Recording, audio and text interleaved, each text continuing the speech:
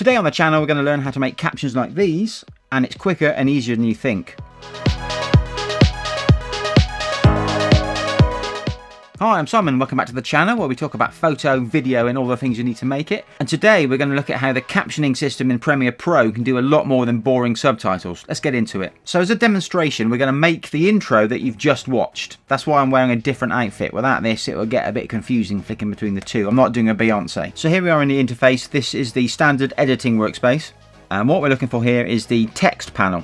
If it's not there, you can come up here to Window and turn it on here. But we've already got it, so that's no problem. Next, you want to be in Transcribe up here, and then you click the big blue Transcribe button. This is where Premiere Pro works its magic, listens to what you said, turns it into text. It's usually pretty good, but sometimes you need to go in and edit the text, but this time it looks like it's got it spot on. So now if you click play on the timeline, you can see at the top left, it follows along with the text. Kind of like bad karaoke. Next step is to hit the CC button at the top here, and this brings up your caption settings.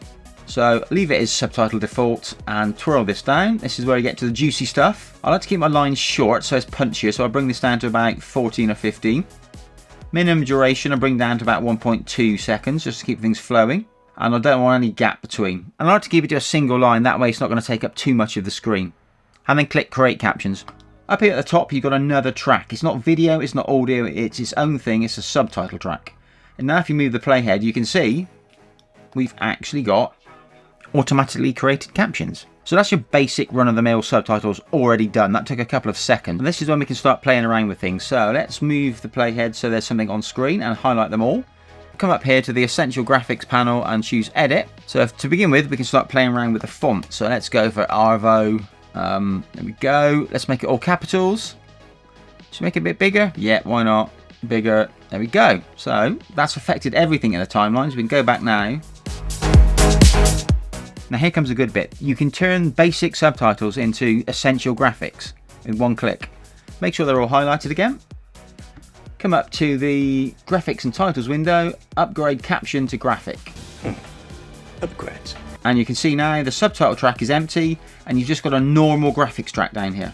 And because these are normal graphics, you can treat them like any other graphics. So as an example then, let's add some colour to some of the words to really emphasise them. So let's emphasise quicker and easier. Let's start with quicker, highlight the graphic on the timeline. Up here in the Essential Graphics and Edit tab, click on the word, fill colour, red, done. And then move along to easier. Click on the text, highlight the word easier.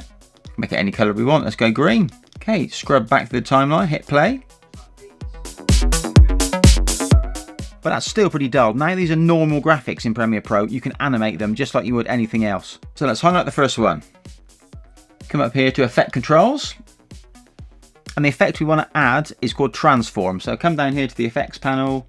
Just search for Transform and drag it onto your clip. Bam. Rather than being static text, we're going to make these pop out at you. Now as standard, these will pop from the center of the screen, so they'll be moving down, and that's not really what we want. We want them to just come out at you. So first step is to move down the anchor point. Now we're looking at this blue circle, blue target down at the bottom here, so that's about there. And then you need to move the text back where it came from, which is back there. So those two blue crosses align now and the text is coming straight at you. So we go to the beginning of this graphic. And the thing we're going to animate on this is scale. So let's turn on the keyframing. Tap right cursor a couple of times and add another keyframe. Scale on here is 100%. If we go back to the very first one, let's take that down to maybe 50%. So if we play that back now, you get a pop. So let's apply it to the others. Come back to the graphic you created it on. Select transform, Control C to copy. Highlight all of the other captions and Control V to paste. So now, scrub back to the beginning, hit play. Make captions like these, and it's quicker and easier. Okay, looking much better. Now that swipe at the end doesn't connect, so let's do something about that. So first of all, it's gone before I can hit it. So let's drag that out. So let's get to where my hand finishes. Yep, that'll do. So let's end the clip there. So this time we're not using the scale property, we're going to use position. So let's click position here to turn on keyframing. And then we want to right cursor along until my hand makes a connection to the T. So frame by frame there, I think. So we're going to give that a keyframe. Now I'm going to right cursor again, move on one more and move it across to where my hand is. And one more frame. That's already gone, but okay, let's put that so it's just on the edge of the frame. I may as well just do one more so it goes all the way off the screen. Okay, so now play that back. It's getting there, but need one more touch, and I think that's a bit of motion blur. So highlight it again. Into the effects panel, we're looking for directional blur. So if you search for blur, directional blur, drag and drop. Right, we're going to need to keyframe this one. So once again, come up here, get to the point where my hand connects.